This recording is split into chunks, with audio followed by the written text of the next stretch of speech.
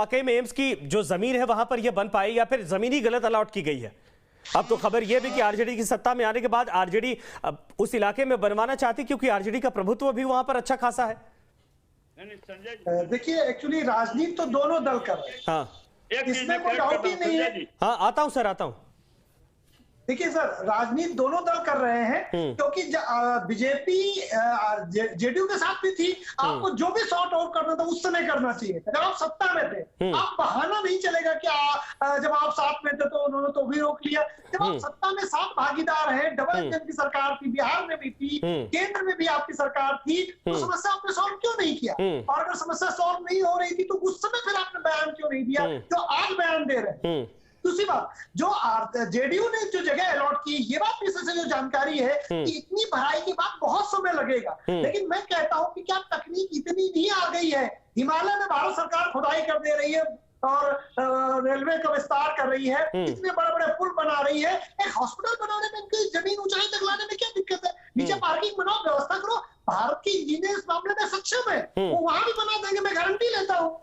तो बीजेपी को जी बिल्कुल ऐसी बात में कोई जमीन नहीं, जमीन आप दिखा रहे हैं थोड़ी सी नीची है, लेकिन जब हिमालय में रेलवे जा सकती है, मेट्रो लाइन जमीन के अंदर चल सकती है, तो दरभंगा की उस जमीन में क्यों नहीं हॉस्पिटल बन सकता? थोड़े से ज्यादा पैसे खर्च हो जाएंगे। इस चक्कर में आप बिहार की जनता को अपने राजनीतिक हित के लिए मृत्युंजय जी जवाब इसका दीजिए जरा।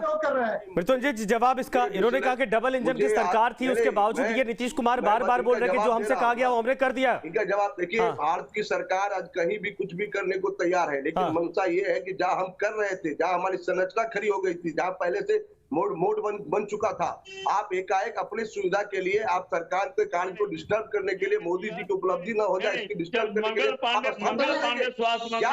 मैजिक छड़ी है क्या?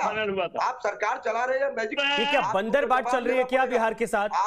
मजाक चल रहा है? संजय जी को जवाब देना। मैं पूछ रहा हूँ कि बंदर बाट चल रही क्या? करोड़ों करोड़ों बर्बाद हो जा रहे हैं और उसके बाद मजाक चल रहा है कि पेपर फिर जमीन बदल दीजिए या पॉलिसी बदल दीजिए या सारी चीजें अपने हिसाब से तय कर लीजिए। कौन कर रहा है ये? कौन कर रहा है? डॉक्टर आलोक पांडे, डॉक्टर आलोक पांडे कौन कर रहा है? सर एक्सपोज करिए। मैं तो चाहूंगा कि इस पूरे मामले पर अगर कोई पॉलिटिकल माइलेज लेने की कोशिश कर रहा है तो बिहार की जनता समझे ABCD सब कुछ यहाँ पर। देखिए मुझे तो ये समझ में आ रहा है कि जब एक जगह पर बनना था हॉस्पिटल, वहां पर लगा कि जेपी नड्डा जैसा कहा पटेल जी ने कि जेपी नड्डा ने कहा यहाँ नहीं बन सकता। ठीक है, जगह कम हो सकती है, नई जगह अलॉट कर दी जाए। नई जगह जब अलॉट की गई तो वो कह रहे हैं कि वो भराई उसमें ज्यादा है। तो ये लड़ाई सर मुझे लगता है राजनीतिक ज्यादा है। अगर नीतीश कुमार जी के साथ होते तो स्वीकार कर ली जाती। राजनीति के तो सर जनता क्यों भुगते? सर जनता क्यों भुगते? अब देखिए सर, राजनीति जनता के द्वारा दी गई शक्ति के द्वारा होती है और निर्णय भी नेता ही करते, भुगतना जनता को ही पड़ता। अब एम्स नहीं बना तो क्या नेता तो अमेरिका चले जाते हैं इलाज कराने, और हमारा बिहार का आदमी जब दिल्ली जाता है तो वहां के मुख्यमंत्री कैसे व्यंग करते हैं आपको पता ही है। वहां की सरकारें कैसे व्यंग करती, चाहे शीला दीक्षित की सरकार हो और चाहे मुख्यमंत्री अरविंद केजरीवाल की सरकार हो। किस तरह से बिहार के लोगों की बेइज्जती की जाती है एम्स में, कैसे कि 500 रुपए का टिकट कटा दिल्ली पहुंच जाते हैं। दिल्ली किसी का है, किसी है। अब मुझे ये बताइए ना सर, अब क्या होगा? डॉक्टर आलोक अब क्या होगा? अब गारंटी में बोल रहा कि 2024 में आरजेडी के, जेडीयू के नेता, बीजेपी के नेता माफ करिएगा, तीनों दलों के नेता वहां जाकर इसी नाम पर वोट लेंगे, इसी नाम पर वोट लेंगे।